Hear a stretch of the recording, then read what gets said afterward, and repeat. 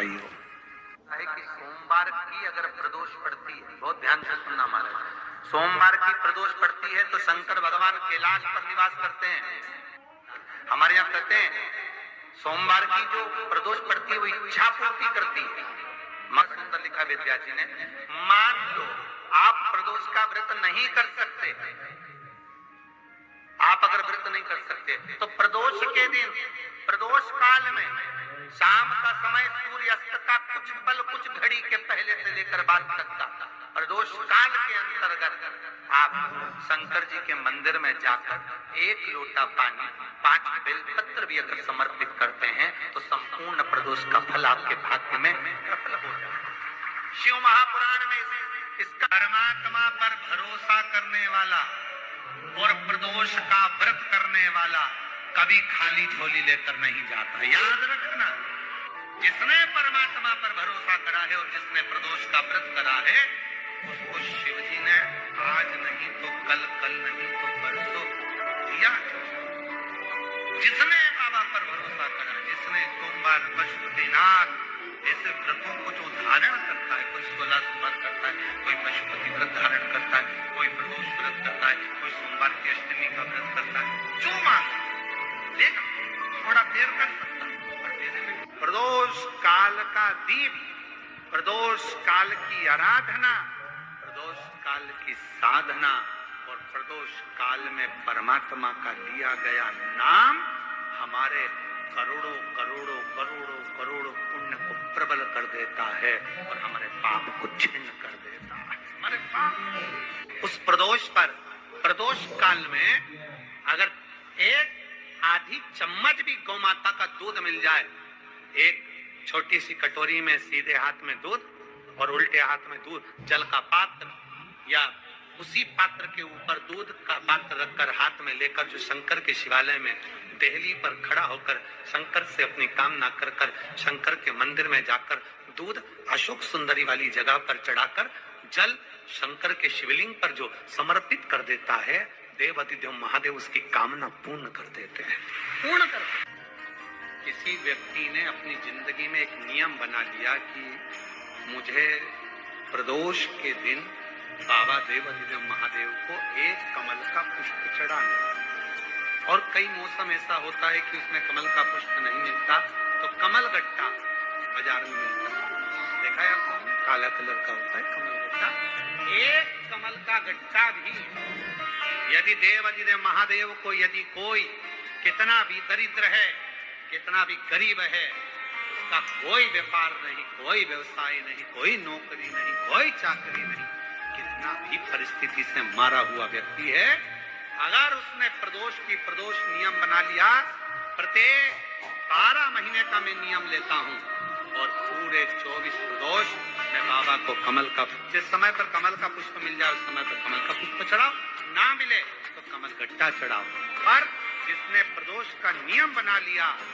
1 साल पूरा नहीं होगा और मेरा बाबा उसका हाथ पकड़कर उसको मंजिल तक पहुंचाना पड़ा। कितना भी दरिद्र, कितना भी दरिद्र। ये लोमश ऋषि की कथा कहती है, ये लोमश बाबा का चरित्र कथा, कितनी भी गरीब परिस्थिति क्यों ना हो, कितना भी दरिद्रपन क्यों ना हो, कुछ नहीं घर में, पर बाबा पर आशा। 26 प्रदोष में से कोई भी प्रदोष का दिन हो और प्रदोष काल में आप अपने घर से जल और एक हाथ में घी का भरा हुआ दीप लेकर जिस दिन शंकर के मंदिर में जाते हो, शंकर को जल चढ़ाकर हाथ का स्पर्श जलाधारी पर कर कर शिव मंदिर में दीप प्रज्वलित कर देते हो, 26 प्रदोष का पुण्य फल उसी क्षण प्राप्त होगा। बेटा बेटी कहीं अप्लाई कर रहे हैं नौकरी के लिए या अन्य चीज के लिए, तो वो अगर बेलपत्री के मध्य पत्ती और ये 2 पत्ती है, पत्ती के बीच की जो जगह होती है वहां यदि पीला चंदन और 1 चावल का दाना लेकर हरीश्वर महादेव का नाम लेकर शंकर के शिवलिंग पर प्रदोष के दिन अगर चढ़ा देते हैं तो वो बेटा बेटी जिस एग्जाम को दे रहा होता है अच्छी मेहनत के साथ, लगन के साथ, तो निश्चित है वो उसमें सफलता पाता जरूर है। हरीश्वर महादेव जब धन कम हो, संपदा कम हो, व्यापार नहीं चल रहा हो, बहुत कष्ट, बहुत तकलीफ की जिंदगी निकल रही है, 2 रुपए भी अगर खाने के लिए नहीं है तो एक बार प्रयास करना, घर में ही प्रदोष के दिन घी का दिया लगाकर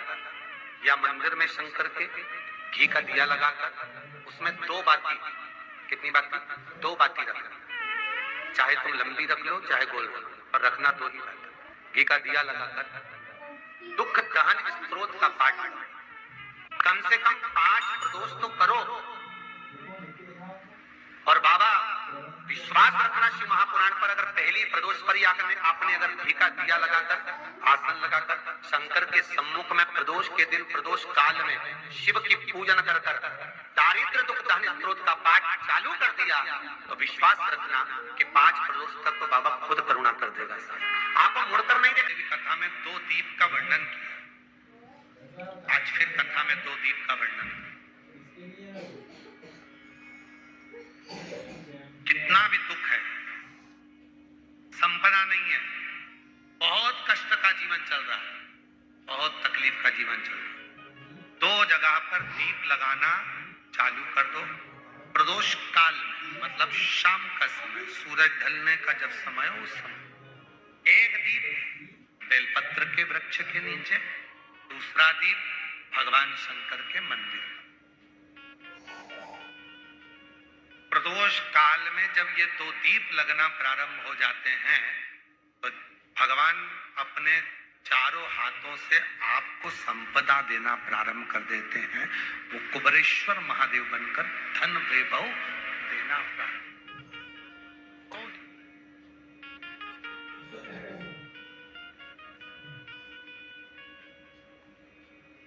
और दोनों दीप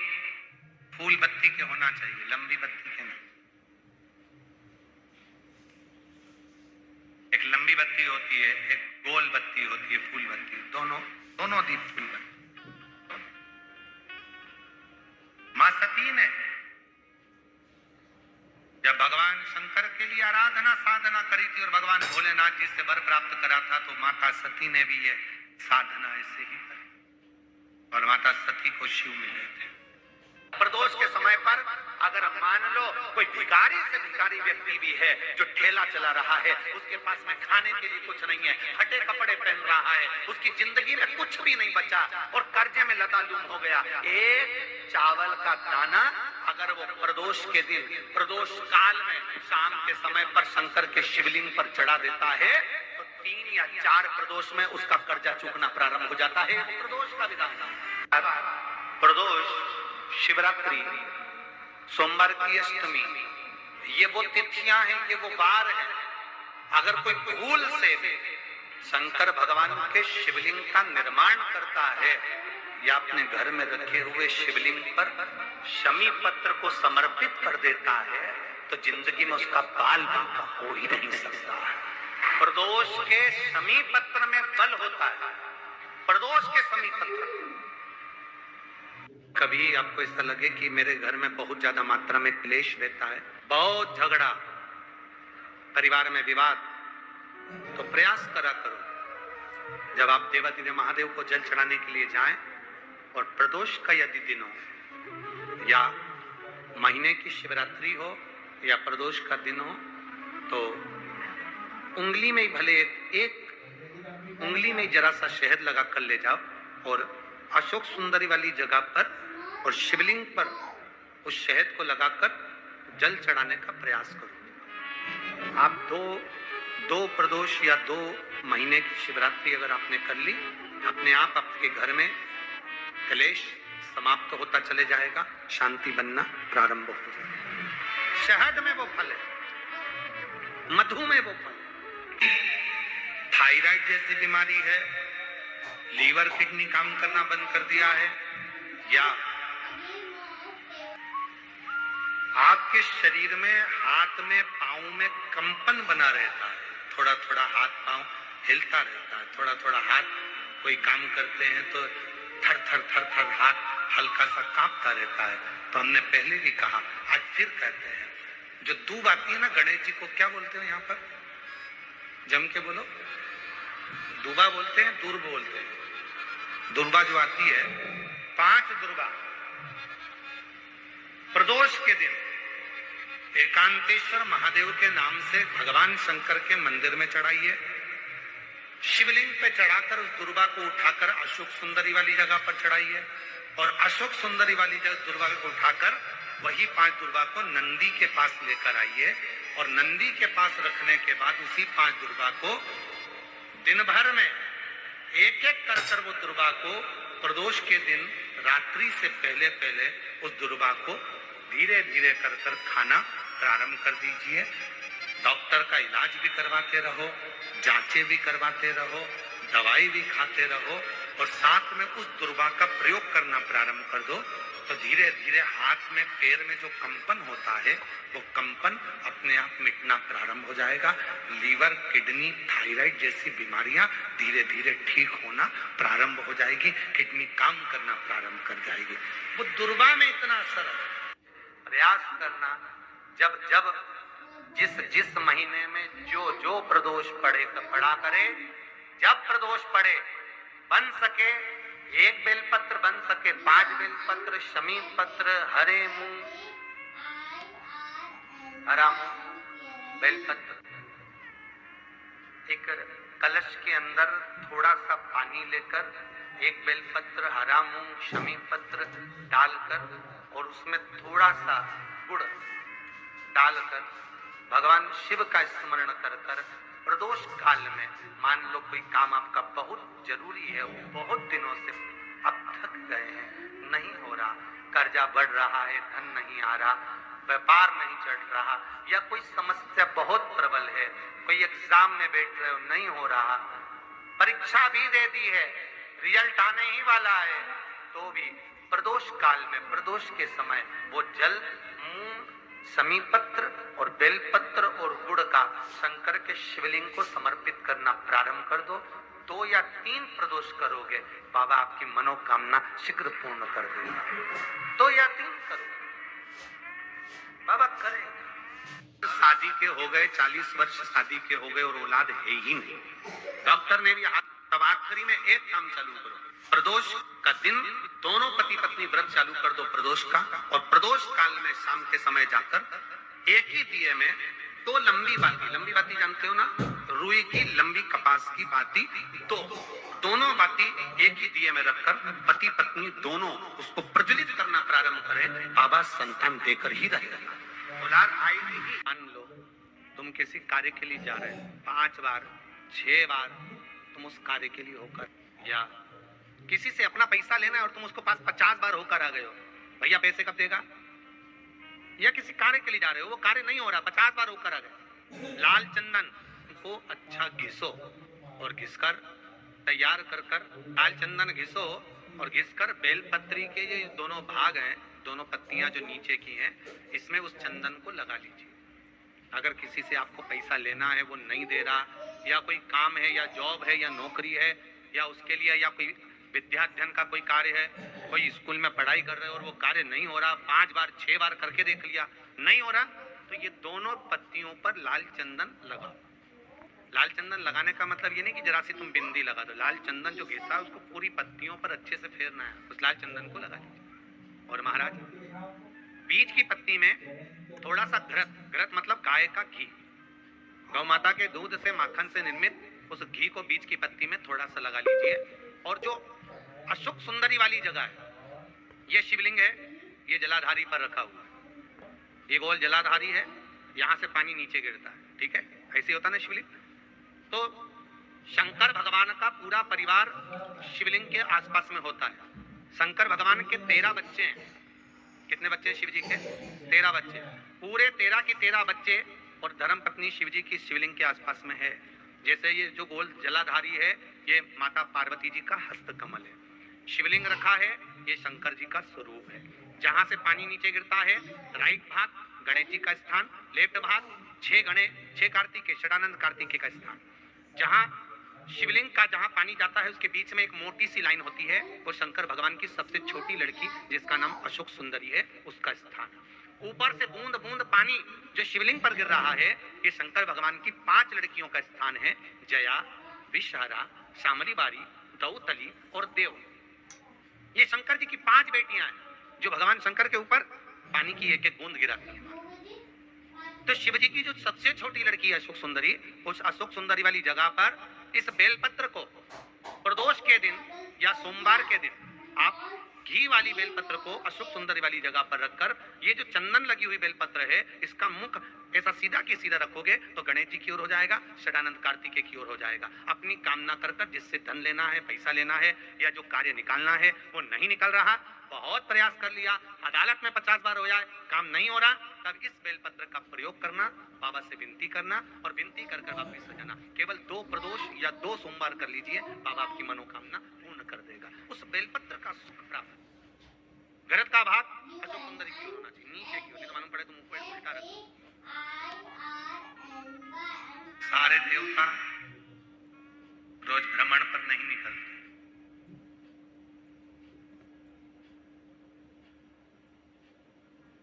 33 कोटि देवता में केवल एक देवता है देवाधिदेव महादेव,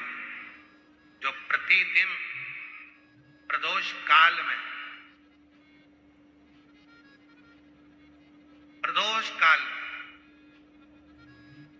शाम के समय अपनी अर्धांगिनी मां पार्वती जी के साथ भ्रमण पर निकलते हैं अपने भक्तों का दुख मिटाने के लिए। प्रतिदिन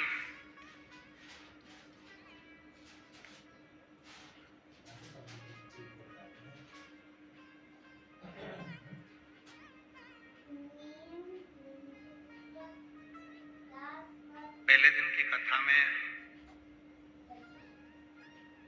श्री प्रकाश भाऊ जी की धर्मपत्नी श्रीमती बीना जी, प्रकाश जी धारीवाल जी ने प्रश्न किया था उनके घर पर कि प्रदोष करना है, तो पहले तो मेरा निवेदन है कि प्रदोष को समझें कि प्रदोष का मतलब संसार का कोई मनुष्य कितने भी दोष कर ले, उसकी जिंदगी के सारे पाप उसने जितने भी करे हों, यदि प्रदोष का दिन है, जिस दिन प्रदोष है उस दिन यदि उसने व्रत धारण करा, केवल एक दिन ऐसा होता है प्रदोष का जिस दिन 33 कोटि देवता और 64 योगिनियां भी भगवान शंकर के सामने अपने मन की बात कहने के लिए प्रदोष काल में खड़े होते हैं और शिव जी अपने हाथों से उनके दुख मिटाते मिटाते जाते हैं। वो प्रदोष का व्रत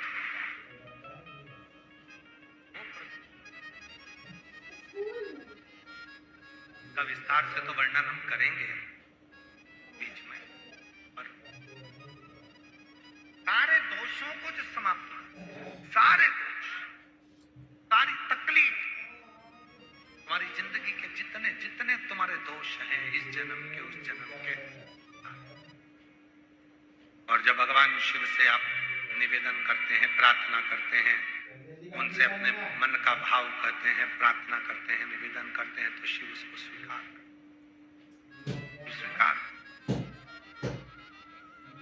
खड़े हैं देवता, भगवान शिव नेत्र बंद करके बैठे, भगवान विष्णु, भगवान ब्रह्मा सब देख रहे हैं, इंद्रदेव पीछे खड़े हैं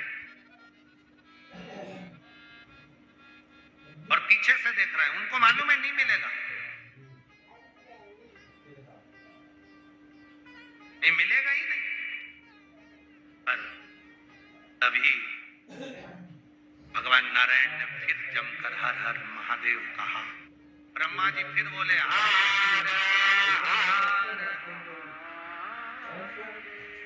और भगवान नारायण ने और भगवान ब्रह्मा ने 3 बार ताली का जो नाद किया,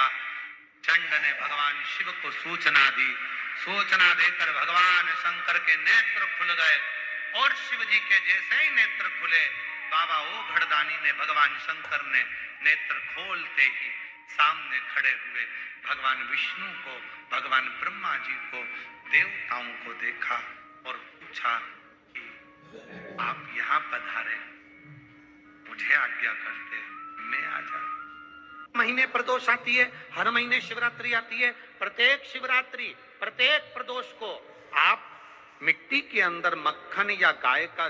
दूध या गाय का घी, देसी गाय का मिलाकर शिवलिंग बनाकर उसकी पूजन करना प्रारंभ करें। 1 साल पूरा नहीं होगा, भले 20 साल हो गए होंगे, पर आपका गर्भ जरूर फेरेगा, ये निश्चित। भले 20 साल हो गए, 22 साल हो गए, 25 साल हो गए, डॉक्टर ने मना कर दिया नहीं होगा, फिर भी आप बाबा पर भरोसा, बोल बम का नारा है, आप विश्वास के साथ शिव की आराधना करिए। गाय, देसी गौ माता का दूध, मक्खन, घी, ये हमारे मिट्टी के अंदर मिलाकर जब हम शिवलिंग का निर्माण करते हैं तो हमारा वंश बढ़ता है। एक चंद्रमौलेश्वर महादेव का नाम लेकर एक चावल का दाना भी सुख देता। और मेरी जीजियां याद रखें, मेरी जीजियों से निवेदन है, कभी कभी ऐसा लगता है शरीर में अगर कोई गांठ पड़ जाती है, बच्चादानी में गांठ आ गई, चेस्ट में गांठ आ गई, शरीर के कोई अंग में गांठ आ गई, घबराना नहीं है, डॉक्टर का इलाज करवाओ, दवाइयां लो, साथ में एक नियम बनाओ, प्रदोष काल में 2 दीपक शिव जी के मंदिर में लगाओ और 1 चावल का दाना शंकर भगवान पे चढ़ाना प्रारंभ करो। वही चावल के दाने को वापस उठाओ। अगर प्रदोष का व्रत नहीं है तो उसी दिन खाओ, और अगर व्रत है तो दूसरे दिन उस चावल के दाने को जरूर खाओ। धीरे धीरे वो गठान जो शरीर के अंदर है वो गलना प्रारंभ हो जाती है। थोड़ा दिन करोगे, आपको उसका जल्दी कंप्लीट करनी है।